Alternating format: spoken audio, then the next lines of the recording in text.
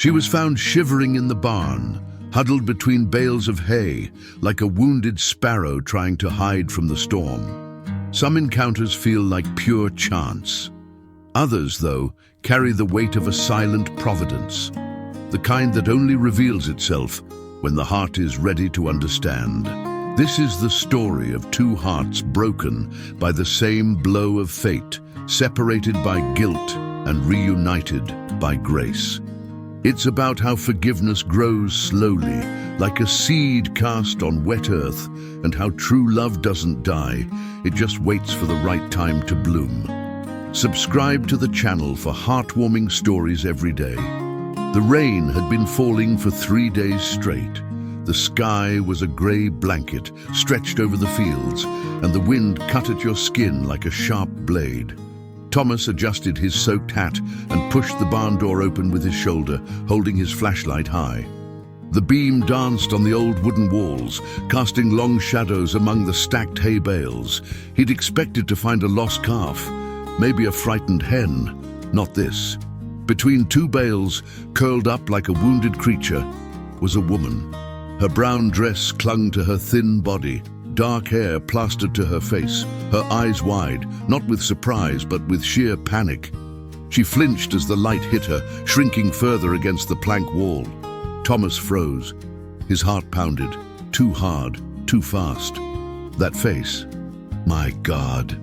His voice came out hoarse, barely audible over the drumming rain on the roof. She didn't respond, just stared at him, her chapped lips parted, her fingers clutching her own arm, as if that could hold her together. He took a step forward. She cringed more. "I'm not going to hurt you," he said slowly, though his own voice trembled. "Are you hurt?" Silence. Only the patter of water on the roof and the wind moaning through the cracks. Thomas lowered the flashlight, took a deep breath, recognizing her hurt more than he'd ever imagined possible, because that face was the imperfect mirror of another. The face he'd loved, held in his hands, last seen in a hospital bed 7 years ago. Helena. But this wasn't Helena. It was Beatrice, his younger sister, the one he'd silently blamed, the one who'd vanished soon after the funeral, and now she was here in his barn, trembling like a leaf in the wind. He took off his own jacket, wet but still warmer than nothing, and held it out slowly. She looked at the fabric as if it were a trap. "Here," Thomas insisted, his voice firmer. "You'll freeze to death out here." Beatrice hesitated. Then, in a quick movement, she snatched the jacket and pulled it against her chest. Her shoulders shook, not just from the cold. "Come inside," he said, backing towards the door. "There's hot food, a fire going." She didn't move. He waited. The rain continued, indifferent. Finally, she stood up, slowly, as if testing her own weight. Her legs wavered. Thomas took an instinctive step forward, but stopped when he saw her gaze harden. Beatrice left the barn, leaning against the wall, the jacket wrapped around her shoulders, her bare feet sinking into the mud. Thomas followed in silence, carrying the flashlight like a guide. The house appeared between the trees, small, dark wood, a clay tile roof. A faint light glowed in the kitchen window. He pushed the door open and went in first, gesturing for her to follow. Inside, the warmth of the wood-burning stove enveloped Beatrice like a forgotten embrace. She stopped in the middle of the room, dripping water onto the worn plank floor, looking around as if unsure where to step. "Sit there," Thomas said, pointing to the chair near the fire. She obeyed, wrapping herself in the wet jacket. He took a thick blanket from the corner and draped it over her shoulders, avoiding her skin. Then he went to the stove and poured coffee into a metal mug. When he placed the mug on the table beside her, Beatrice looked at the dark, steaming liquid as if it were a miracle. "Drink," Thomas said, backing away until he leaned against the opposite wall. She picked up the mug with 2 trembling hands and drank slowly, her eyes closed. A tear ran down her dirty face, mixed with the rainwater. Thomas looked away. Her presence there turned everything upside down. The old pain, the unresolved guilt, the anger he thought he'd buried with Helena. But there was something else too. something he didn't want to name yet. Compassion. Beatrice woke with a start. Her body was stiff, aching, as if she'd slept on stones. It took a few seconds to remember where she was, the thick blanket over her, the smell of burning wood, the soft light entering through the small window. She sat up slowly, her heart racing. The house was quiet. Outside, she could hear the crowing of roosters and the distant moo of cattle. The kitchen door opened. Thomas entered carrying a bucket of water. He stopped when he saw her awake. "Morning," he said, his voice neutral. She didn't respond, just pulled the blanket closer to her body. He placed the bucket near the stove and began preparing coffee. His movements were precise, automatic. Beatrice watched him in silence. His large, calloused hands, his broad shoulders under the flannel shirt, the way he avoided looking directly at her. "There's bread," Thomas said, placing a slice on the table with butter. "Eat." She hesitated, but hunger won. She ate slowly, each bite settling like a blessing. How long had it been since she'd eaten anything that wasn't scraps or charity? "How long were you out there?" he asked, pouring coffee into 2 mugs. Beatrice swallowed hard. "I don't know," she murmured. "A few days, I think." "Alone?" She nodded. Thomas fell silent, stirring his coffee. Then he sat down on the other side of the table, keeping his distance. "Why did you come back?" The question came out harder than he intended. Beatrice raised her eyes. There was weariness there, and something deeper. Shame. "I didn't know where else to go," she said, her voice thin as a thread about to snap. "I tried other towns, but—" She stopped, breathing with difficulty. "It didn't work out, and you thought it would work out here." She pressed her lips together. "I didn't want to come here," she admitted. "But it was raining and I couldn't walk anymore." Thomas nodded slowly. He understood, or at least he wanted to understand. But every time he looked at that face, he saw Helena, and it hurt. "You can stay a few days," he said, avoiding her gaze, "until you get your strength back." "Then I'll leave," Beatrice finished quickly. "I promise." He didn't answer, just drank his coffee in silence. The back door suddenly opened, and a boy of about 5 ran in, his bare feet slapping on the wooden floor. He stopped abruptly when he saw Beatrice, his eyes wide. "Dad, who is she?" he asked, pointing unceremoniously. "That's a visitor," Thomas replied, his voice softening. "Go outside and help Grandpa feed the chickens." "But Dad—" "Go on, Miguel. There's a basin and hot water." "Thank you." He paused at the doorway, hand on the frame. "Beatrice." His voice faltered. "What happened that day? I need to know." She squeezed her eyes shut. "I need to forget, too." Thomas stood there a moment longer. Then he left, leaving her alone with the weight of unspoken words. Beatrice looked out the window. Outside, the sun was starting to break through the clouds. The earth was soaked, but already green shoots were pushing through the mud. She closed her eyes and breathed deeply. Maybe there was hope. Maybe. The next few days were odd. Beatrice woke early before Thomas left for the fields and tried to make herself useful.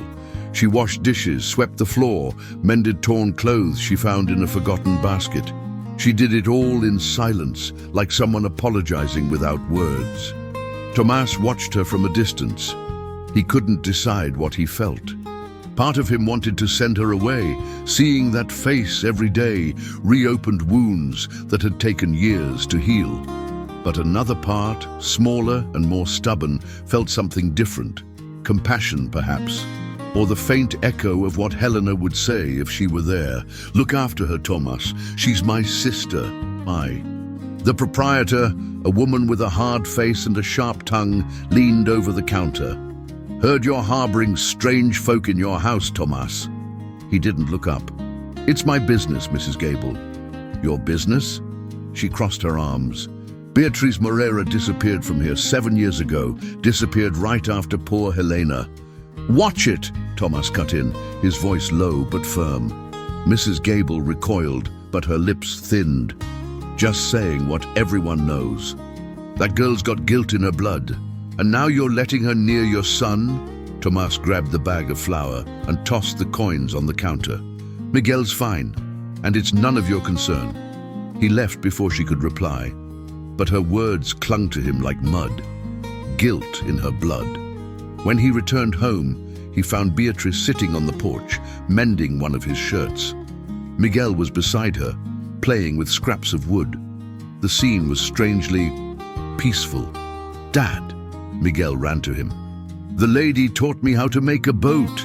Tomas looked at Beatrice. She kept her eyes down, the needle moving slowly through the fabric. "Miguel, go wash your hands for dinner," Tomas said. The boy obeyed, bounding up the steps. Tomas walked over to the porch. Beatrice stopped sewing but didn't look up. "In town," he began hesitantly. "People are talking." She nodded slowly, as if she'd expected it. "I can leave tomorrow," she said, her voice barely audible. "It's not that." "Then what is it?" Tomas took a deep breath. "I need to know, Beatrice. What happened that day? With Helena." She trembled. The needle slipped from her hand and fell to the wooden floor with a soft metallic clink. Her voice caught. "I can't. You have to try." "Why?" Her eyes lifted for the first time, and Tomas saw tears there. "So you can hate me even more? So I have to relive it all again? Because I need to understand." His voice came out louder than he intended. Miguel appeared in the doorway, startled. Tomas took a deep breath and lowered his tone. "Go back inside, son. Dinner's almost ready." Miguel hesitated but obeyed. Beatrice stood, clutching the mended shirt to her chest. "I was supposed to look after her," she said, her words coming out haltingly. "I was supposed to see the signs. She told me she was tired, that her head hurt. But I thought it was just the sun, or..." Her voice broke. "I let her sleep. And when I woke up, she wasn't waking up anymore." Tomas balled his fists. "The doctor said it was an aneurysm, that there was no way to predict it." "But it was my responsibility to know," Beatrice cried, and it was the first time he'd seen her explode. "I lived with her. I was the younger sister. I was supposed to protect her, and I failed." Silence fell like a stone. Tomas looked at her, really looked, and he saw not the ghost of Helena, but a woman broken by undeserved guilt. "You weren't to blame," he said low. "I was." "You weren't." She turned her face away, tears streaming freely now. "You don't know what it's like to carry this. Every day, every time I close my eyes, I see her face. Every time I breathe, I feel like I don't deserve it." Tomas took a step forward. "Beatrice, you didn't kill her, but I didn't save her. No one could have saved her."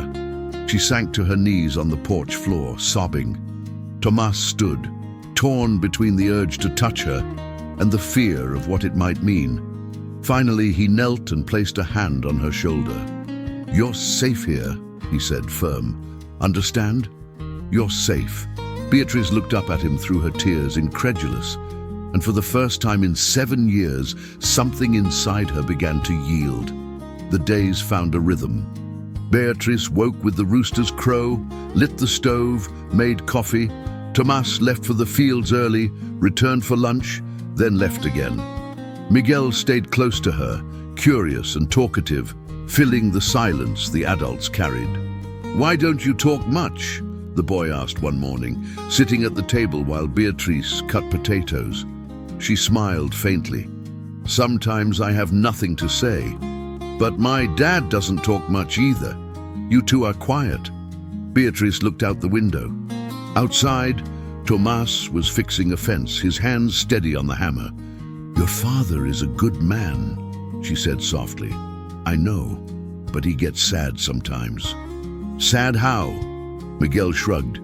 "He looks at my mom's picture, and then he goes outside. And when he comes back, his eyes are red." Beatrice felt her chest tighten. "He loved her very much." "You knew my mother?" She hesitated, then nodded. "I did. She was my sister." Miguel's eyes widened. "Then you're my aunt." Beatrice smiled, but it was a sad smile. "I suppose so." The boy jumped from his chair and hugged her around the waist. Beatrice froze for a moment, then slowly placed a hand on his head. "I'm glad you're here," Miguel said. "The house is less quiet." When Tomas came in for lunch, he found them laughing in the kitchen. Miguel telling a jumbled story about a runaway hen, Beatriz listening with genuine attention. He stopped in the doorway, something stirring in his chest. "Dad, did you know Beatriz is my aunt?" Tomas looked at her. Beatriz averted her eyes, turning back to the stove. "You know," Tomas said, sitting down at the table. "So she can stay forever?" Silence. "Miguel, go wash your hands," Beatriz said softly. The boy huffed, but obeyed. Tomas served himself some beans, his face unreadable. "He's attached himself to you," he said without looking. "Sorry, I didn't mean to. It's not your fault." They ate in silence. Outside, the wind rustled the trees, carrying the scent of damp earth.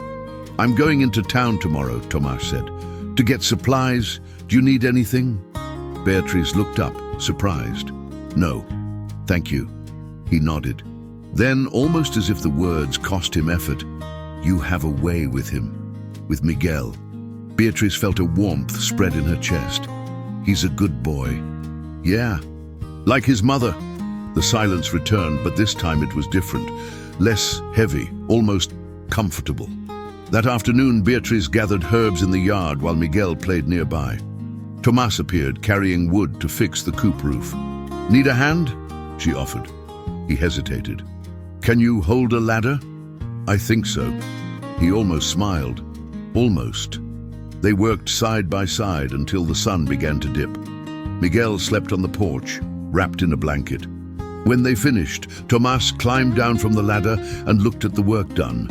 "Came out good," he said. "You did all of it. I just held it." "But you held it steady." Beatrice looked at him. There was something different in the way he spoke now, less guarded. "Tomas," she began, "thank you for letting me stay." He wiped his hands on a cloth and was silent for a moment. "Helena would have wanted this," he said finally. "She'd want me to look after you." Beatrice felt tears welling up. "I don't deserve it." "Maybe not." He looked at her directly. "But we rarely deserve the good things we get." She didn't know what to say. Tomas picked up his tools and headed towards the house. He paused at the door and looked back. "Tomorrow afternoon, if you want, you can plant those rosemary seedlings over there in the corner." Helena liked rosemary. Beatrice nodded, her throat too tight to speak. When he went inside, she stood there looking at the sky beginning to darken. For the first time in years, she felt something akin to belonging. The fever came on suddenly. Miguel woke up in the middle of the night crying, his small body burning. Tomas lit the lamp and touched his son's forehead. It was blazing. "Bia!" he called, his voice tense. She appeared in her nightgown, her hair loose, her eyes still sleepy. One look at Miguel was enough to wake her completely. "How long?" she asked, already touching the boy's face. "Just noticed." "Did he eat anything different?" "No, he was fine this afternoon."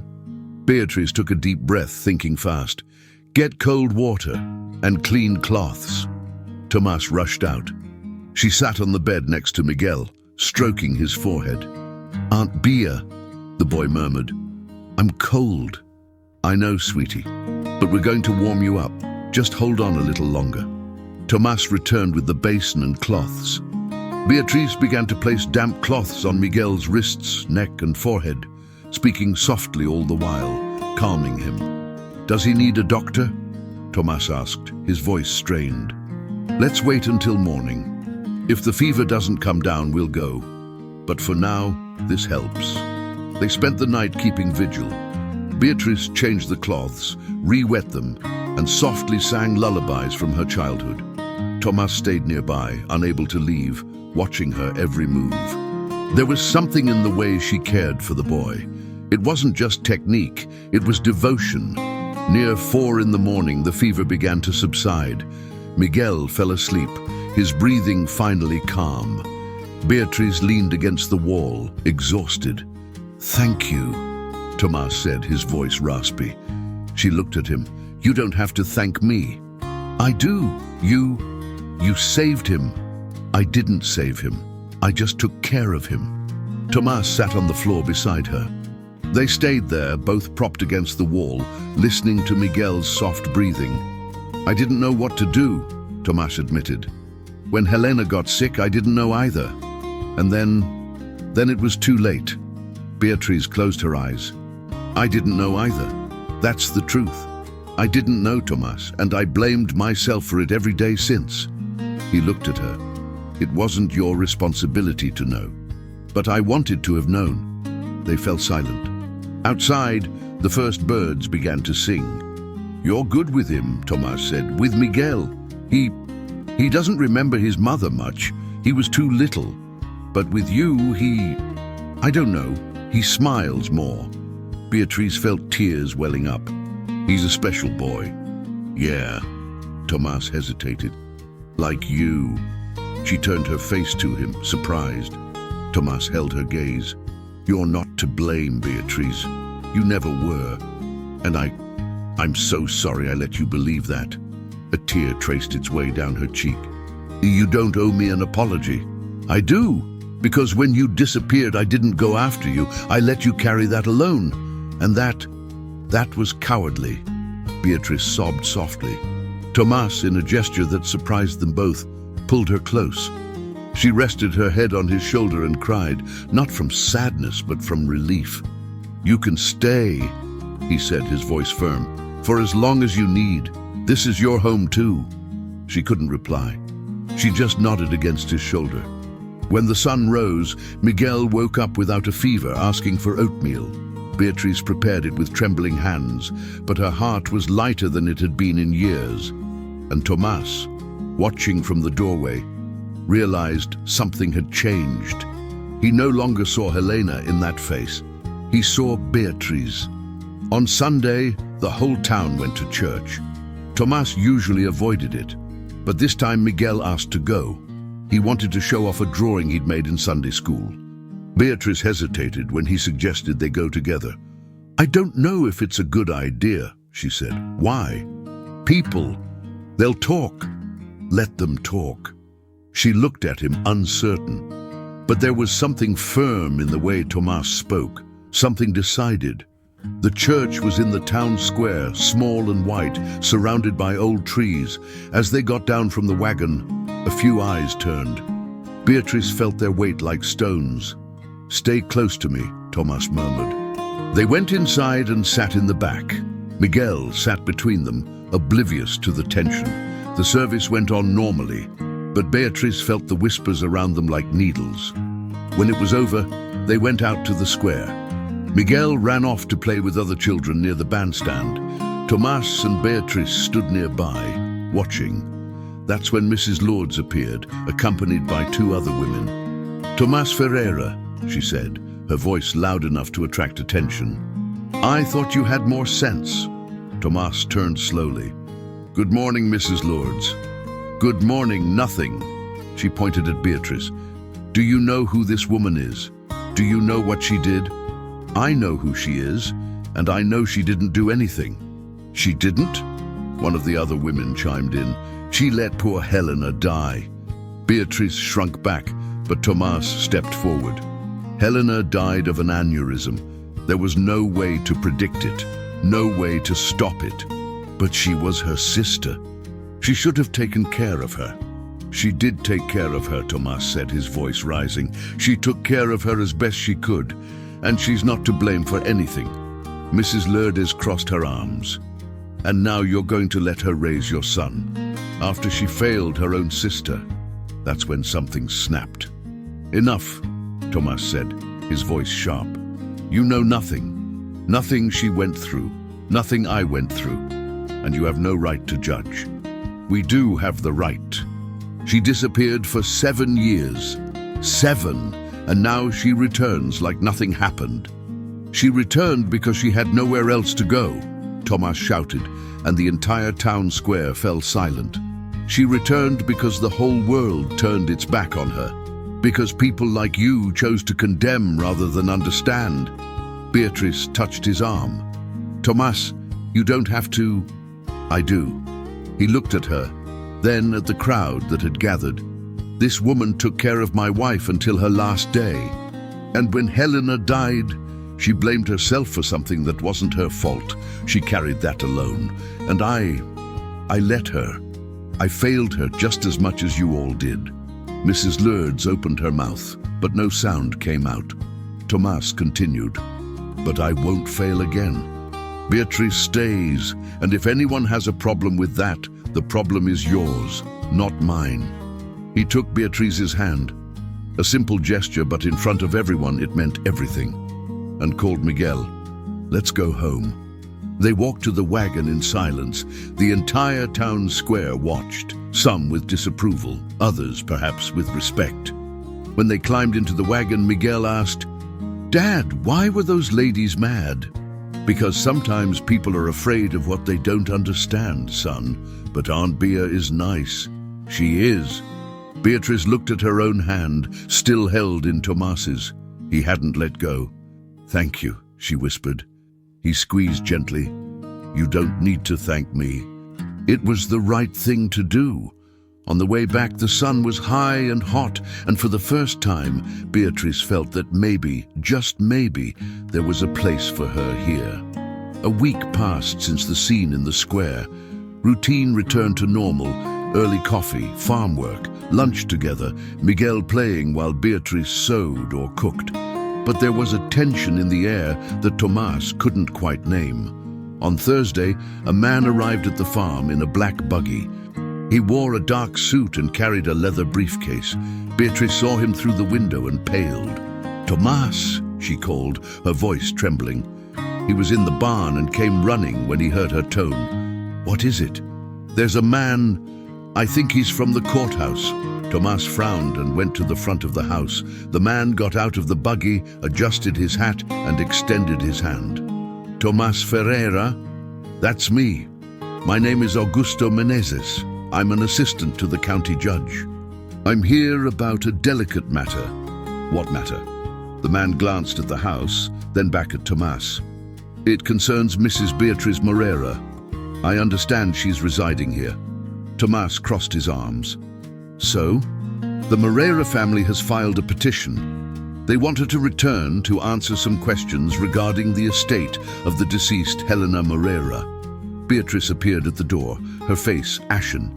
What estate? There was nothing. The man adjusted his glasses. According to the records, there was a small property in both sisters' names. With Helena's death, ownership automatically passed to you. But since you disappeared without signing the transfer papers, the family wants to settle the matter. What family? Beatrice asked, descending the steps. We don't have anyone else. A paternal uncle has come forward. He claims rights to the property due to abandonment. Beatrice was speechless. Tomas stepped forward. She didn't abandon anything. She was ill. She needed time. I understand, Mr. Ferreira, but the law is clear. She needs to go to the courthouse, sign the documents, or renounce ownership. And if she doesn't, the man sighed. Then the judge may rule in favor of the uncle. And depending on the circumstances, there could be other legal consequences. Beatrice felt the ground slip away. Other consequences? You left debts in town, small ones but unpaid. There are also, he hesitated, there are questions about your mental health at the time of your disappearance. Tomas clenched his fists. That's absurd. It may be, but the judge needs to hear her side. Beatrice was breathing too fast. Tomas placed a hand on her shoulder. When does she need to go? In 2 weeks, the 15th. And if she doesn't have money for a lawyer, then she'll have to defend herself. Silence. The man adjusted his hat. I'm sorry, I'm just following orders. He handed a paper to Beatrice. It's all here. Good luck.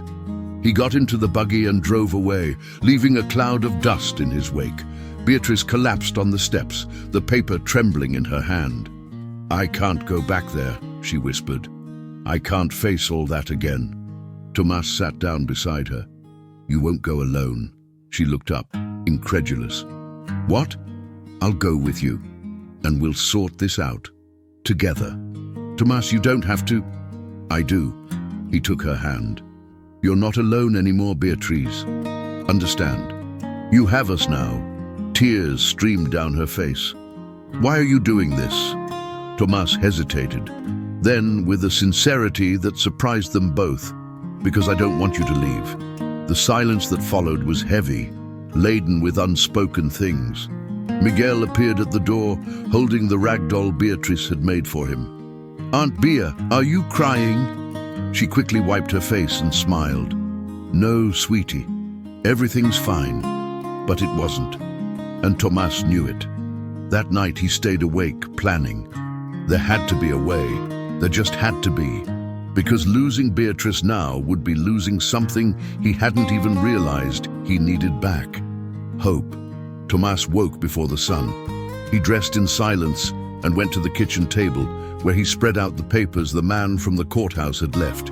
He read each line 3 times, trying to understand the legal traps hidden in the convoluted wording.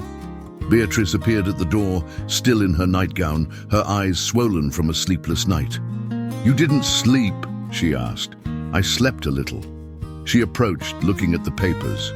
Tomas, I'll go alone. You don't need to get involved in this. I'm already involved.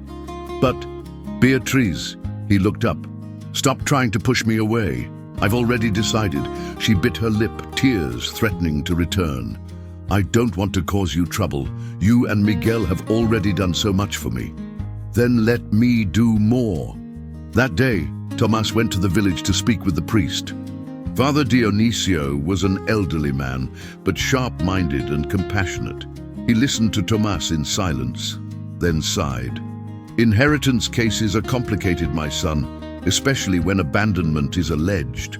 But she didn't abandon it. She was suffering. I know, but the judge will want proof, witnesses, something to show she didn't act in bad faith.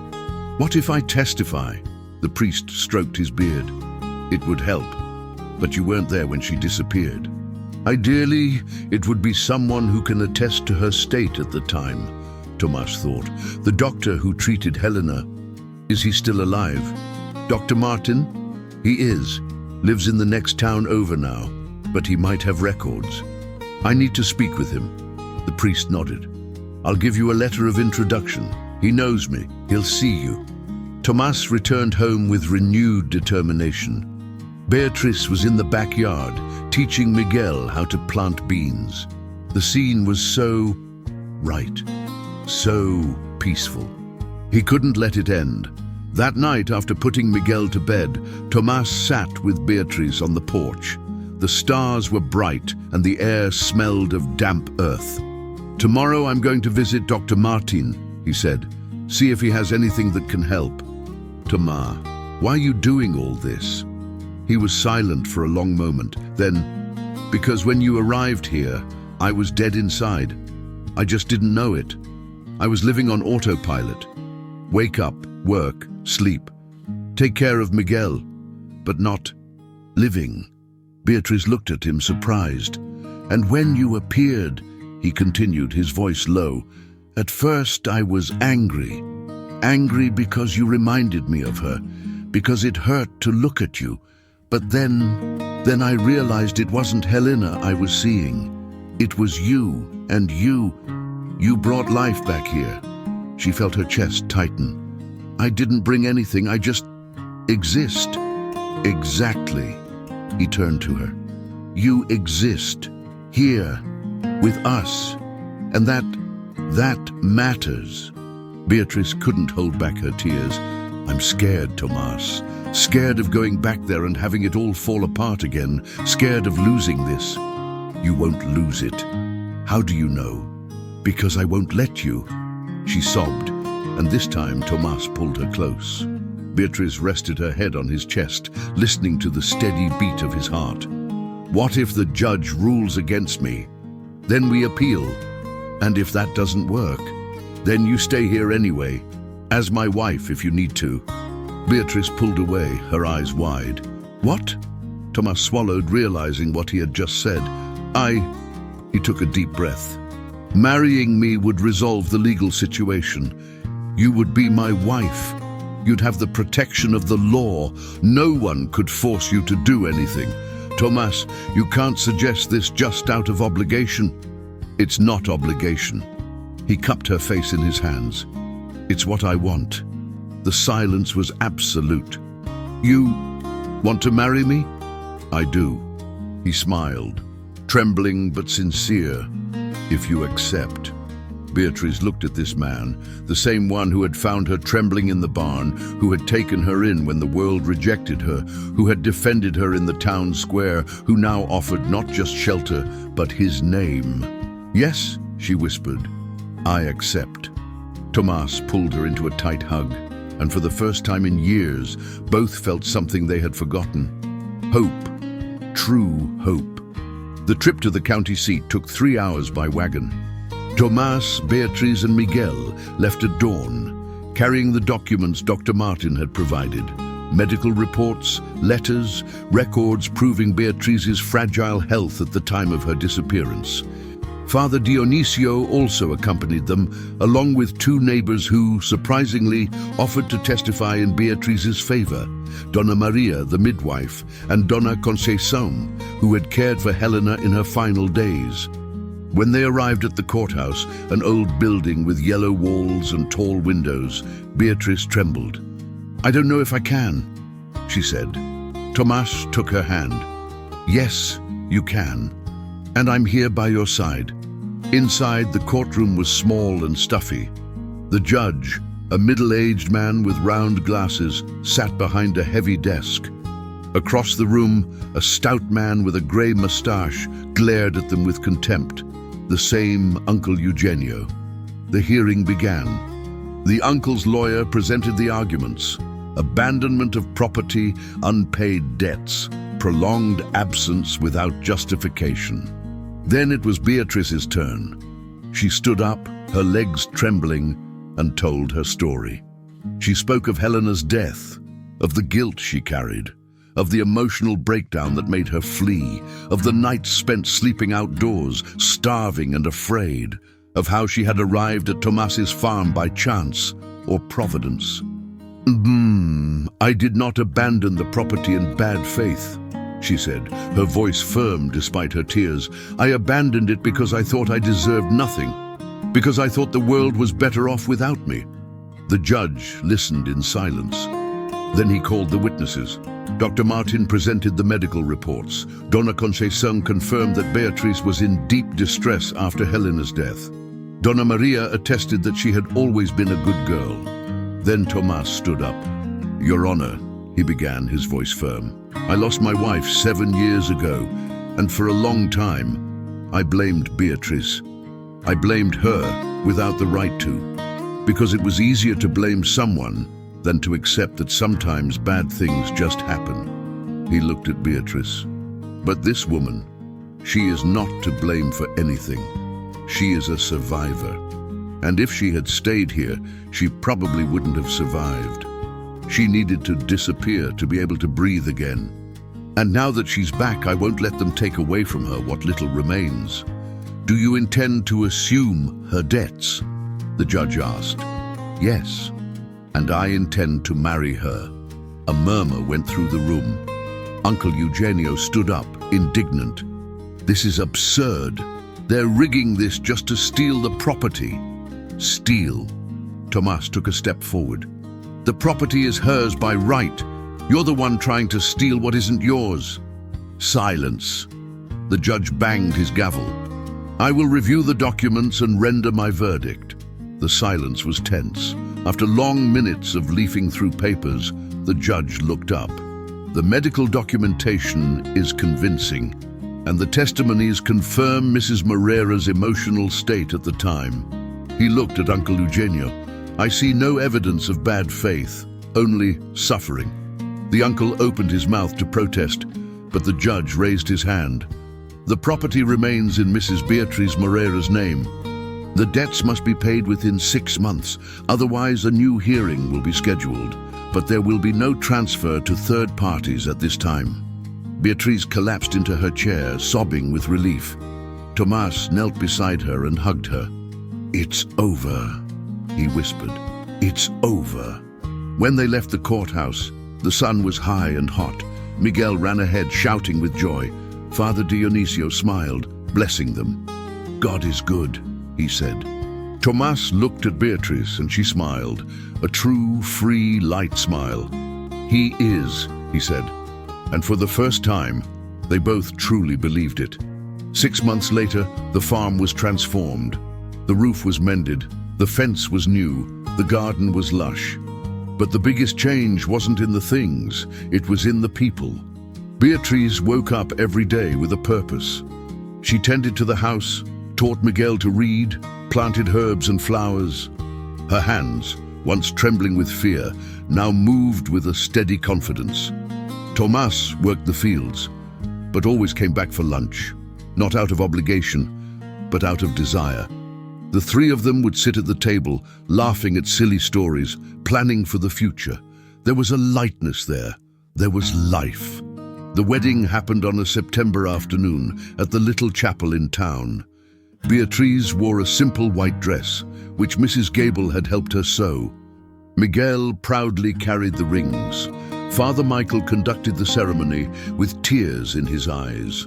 When Tomas kissed her, sealing their commitment, Beatriz's heart filled with something she thought she'd never feel again: peace. In the months that followed, life gained even more color. Miguel learned to read his first full book, a story about a brave horse. Beatriz started selling herbs at the farmer's market, earning the respect of the same women who had once condemned her. Tomas expanded his herd and hired help, finally allowing himself to rest. And one full moon night, sitting on the porch after putting Miguel to bed, Beatriz looked up at the starry sky and sighed. "I still can't believe this is real sometimes," she said. Tomas took her hand. "It's real and it's yours, ours."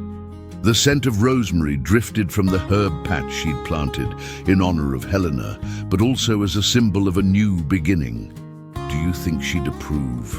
Beatriz asked softly. "Helena?" Tomas was silent for a moment. Then, "I think she's smiling right now, because she always knew we needed each other." In the kitchen, the fire still crackled softly. In the pasture, the cattle rested under the stars. And there, on that simple porch, two hearts that fate had broken and then mended finally understood. For reminding me what it's like to live again. The next morning, the sun rose gently over the fields, still damp with dew. Coffee was hot on the table. Bread was fresh from the oven. Miguel woke up singing a silly little song. And when Tomas met Beatriz's gaze across the breakfast table, they both knew. This was what it should have always been. Now, it was home. If this story touched you, subscribe to the channel and turn on notifications to receive new stories every day. What would you do in their place? Comment and share with someone special.